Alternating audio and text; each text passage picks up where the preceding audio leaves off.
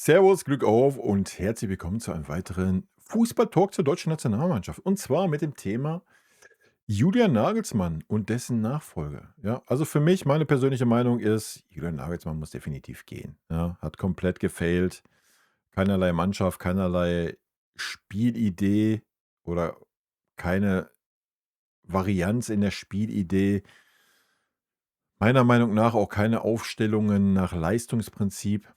Ähm, Super kritische Entscheidungen mit dieser Neuer-Geschichte und so weiter. Ja, es gibt keine Alternative dazu, dass Nagelsmann, gehen muss. Ja. Gut, gehen wir davon aus, dass er geht. Wer wäre der einzig sinnige Bundestrainer, wenn wir über deutsche Trainer reden? Jürgen Klopp. So ohne Wenn und Aber, ja. Ähm, Ich kann mit dem Kloppo als Werbehure auch nicht so viel anfangen, auch nicht als, Gesicht von RB und so eine Scheiße. Ähm Aber Kloppo ist der Einzige, der die Autorität hat, der die Erfahrung hat, der die Erfolge hat, den du da hinsetzen kannst und der macht, ja? Und der macht. Und wenn der meint, 'n Kimmich ist nicht mehr gut genug für die deutsche Nationalmannschaft, dann wird der nicht nominiert, ja? Also, das wäre, was ich erwarte von einem Jürgen Klopp und nicht, der sich da hinsetzt und sagt: „Oh ja, ich muss aber den Joshua Kimmich nominieren, weil der unterm vorigen Trainer Kapitän war und weil er Joshua Kimmich ist.“ Nein, Joshua Kimmich wäre nie in der Lage, wenn Klopp Fußball spielen lässt, Klopp Fußball zu spielen. Das kann Kimmich gar nicht. Ist er gar nicht zu in der Lage. Ja, das sieht man beim FC Bayern auch sehr, sehr, sehr, sehr schön gerade. Ähm, Will das jetzt gar nicht nur an Josua Kimmich festmachen. Ja, das wird den einen oder anderen Spieler mehr betreffen. Ja, deutscher Trainer, wenn. Einzige sinnige Geschichte, die ich sehe, wäre Jürgen Klopp. Ja, einfach weil er auch das Standing hat, um zu sagen: „Pass mal auf, ne, dich will ich gar nicht mehr haben. Ja, ist mir egal, ob du zurücktrittst oder nicht, du bist einfach nie eingeplant.“ Ansonsten wäre es vielleicht auch gar nicht verkehrt, dass man, die Karte zieht, dass es ein ausländischer Trainer ist. Einfach weil der ja nicht diese Vorbelastung hat, ja? Und nicht sich da hinsetzen muss und sich rechtfertigen muss, warum der deutsche Spieler und der und der und der und der nicht dabei ist. Ähm Das ist immer 'n bisschen einfacher, wenn man von außerhalb ist. Hier grade Tuchel in England, aber gut, Tuchel wäre das eh egal. Tuchel wäre mit Sicherheit auch 'n Kandidat gewesen für die deutsche Nationalmannschaft. Ob er 'n Trainer ist, der 'ne Mannschaft aufbaut, grade so mit jungen Spielern, vielen, glaube ich nicht. Tuchel ist auch 'n Trainer, der auch viel Wert auf Erfahrung legt, aber nichtsdestotrotz auch Junge einbaut, so, das darf man auch nicht vergessen. Ähm Aber vielleicht wäre es auch gar nicht verkehrt zu sagen: „Komm, man nimmt mal jemanden von außerhalb.“ Aber ob das weiß ich nicht, ob der DFB damit klarkommt, ist wieder noch mal 'ne ganz andere Geschichte, ja. Also, wegen mir, let's go, Kloppo. Jeder, der Jürgen Klopp vor dem Paraguay-Spiel mal gesehen hat im TV, wie der gebrannt hat, da hätte man sich gewünscht, dass auch nur ein Spieler aufm Platz von unserer Mannschaft so gebrannt hätte, wie es 'n Kloppo da im Fernsehstudio getan hat, ja. Und der hätte es wahrscheinlich einfach nur die Worte, den Kloppo da rausgeballert hat, mal 5 Minuten vorm Anpfiff mal in die deutsche Kabine schicken müssen als Video. Dann wäre die Mannschaft vielleicht ein bisschen heißer gewesen, als Julian Nagelsmann sie, über 18 Monate oder was weiß ich, wie lange der im Amt ist, eingestellt hat. Ja, ist halt auch eine große Stärke von Jürgen Klopp so, ja. Aber auch wenn man dann gehört hat, was Klopp alles analysiert hat, womit er natürlich 100% recht hatte, dass so 'n Kimmich gar nicht hinterläuft, dass das zu wenig ist, et cetera. Nicht nur auf Kimmich bezogen. Ja, da siehst du, ja, da siehst du, was Phase ist und ich glaube, ja, Kloppo wäre der richtige Mann. Wäre der richtige Mann für die deutsche Nationalmannschaft und der Richtige, glaube ich, der wirklich da so 'n Neuaufbau starten könnte.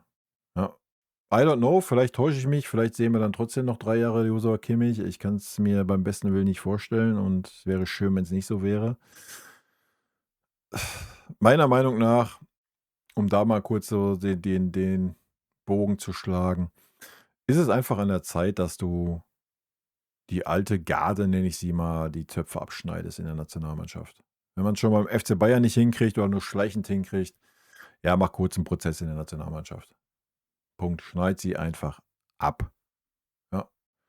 Wenn die Spieler unbedingt wollen, dann musst du den Spielern dann mitteilen: „Alles gut, wir werden jetzt einen kompletten Neustart machen. Wir werden 'ne neue Mannschaft aufbauen und da brauche ich keinen Kimmich, da brauche ich keinen Sané, da brauche ich keinen Leon Goretzka, da brauche ich schon gar nicht 'n Manuel Neuer, da brauche ich keinen Antonio Rüdiger, etc.“ Ja, das ist the way to go. Guck mal in die U21, guck mal, äh ich meine, ihr wisst alle, was ich von Didi Hamann halte, ja, aber ich meine, der hat mal einen guten Take rausgehauen jetzt irgendwo beim irischen TV.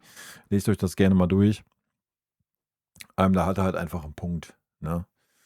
Und ja, ich denke, Kloppo ist über alle Zweifel erhaben, dass er als Fußballtrainer ein Trainer ist, der begeistern kann, ja, und der eine Spielidee hat und der auch 110% Einsatz verlangt und das würde passen, ne? Das würde passen. Man müsste ihn natürlich machen lassen so, das ist halt noch so die andere Geschichte.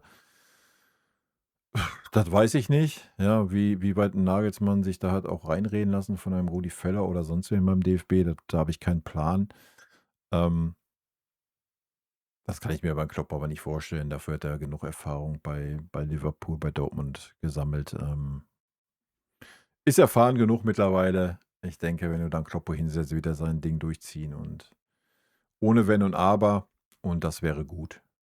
Ja, das wäre sehr gut, glaube ich sogar, weil das Spielerpotenzial ich bleibe jetzt nur mal beim FC Bayern so, weil es ist 'n FC Bayern-Kanal hier in erster Linie und, da kann ich das natürlich, einigermaßen gut beurteilen.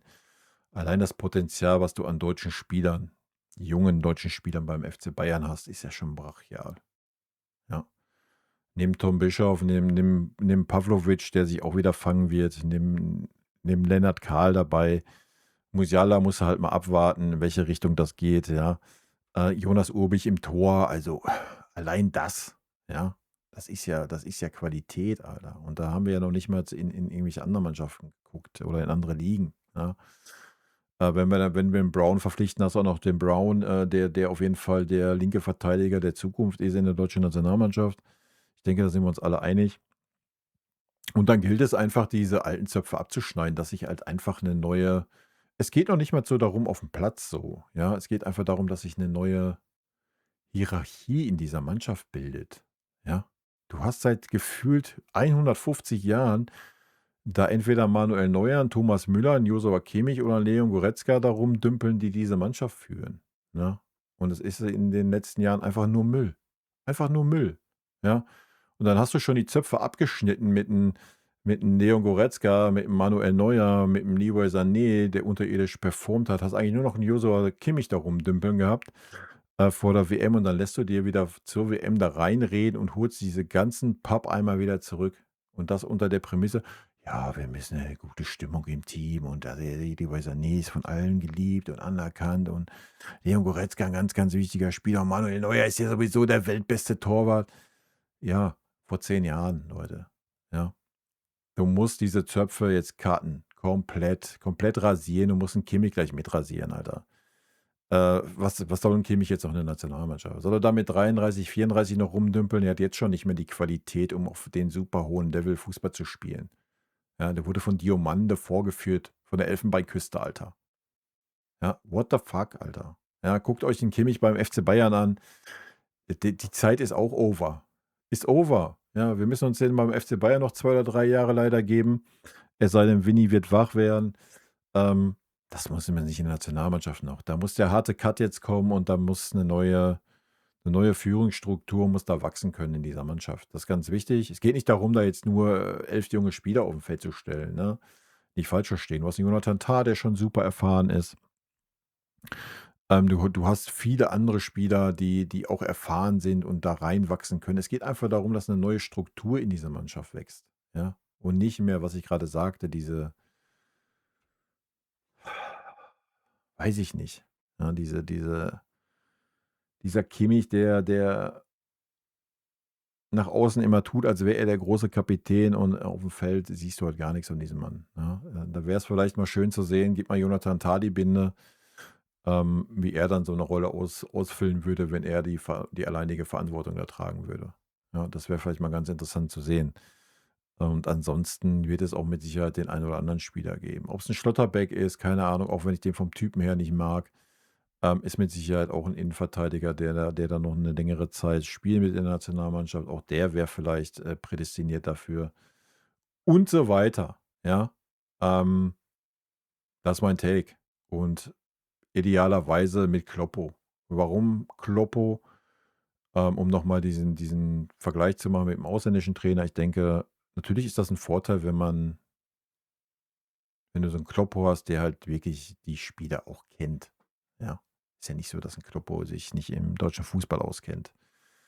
Hat natürlich Vorteile. Ähm, Natürlich, habe ich grade schon gesagt, so 'n ausländischer Trainer hätte halt den Vorteil, dass er 'n kompletten frischen Blick drauf hat, ja, der wahrscheinlich nicht jeden deutschen Spieler irgendwo kennt. Wäre natürlich 'n längerer Prozess so, d den du nehmen musst, definitiv, ja. Das wäre beim Kloppo vielleicht alles 'n bisschen zügiger, weil er halt die meisten deutschen Spieler wirklich gut kennt und Vorstellungen hat und weiß: „Kann ich den gebrauchen, kann ich den nicht gebrauchen?“ Ey, Klopp ist frei, der ist irgendwie Berater bei RB, alles ist gut, ja. Setz 'n Kloppo da rein, der kann ja auch weiterhin, beratend bei RB bleiben, wen interessiert's, Alter. Ähm, und Feuer frei, ja. Der Mann brennt, der Mann ist der Richtige, um die deutsche Nationalmannschaft erstens fußballerisch wieder auf 'ne andere Stufe zu heben, nämlich auf eine Stufe des modernen Fußballs. Ja, das traue ich ihm zu. Und ich glaube, dass Klopp auch ein sehr, sehr guter Trainer ist für so ein Turnier, ja, weil er halt dieses Kitzel, ja, diese Motivation, ja, dieses Pushen und das kann der über 4 Wochen. Und ich glaube auch, dass es unter Kloppo nicht so wäre, dass man sagt: „Ja, kommt mal alle her, bringt mal eure Blagen mit, bringt mal eure Frau mit. Wir machen hier einen großen Ringepitz mit Anfassen und nebenbei spielen wir ein bisschen Fußball bei einer Weltmeisterschaft.“ Ja, wo sind wir denn auch? Wie viel Privilegien willst du haben, Alter? Wenn du Nationalspieler bist, dann hast du 4 Wochen im Idealfall, bei der Fußball-WM zu sein.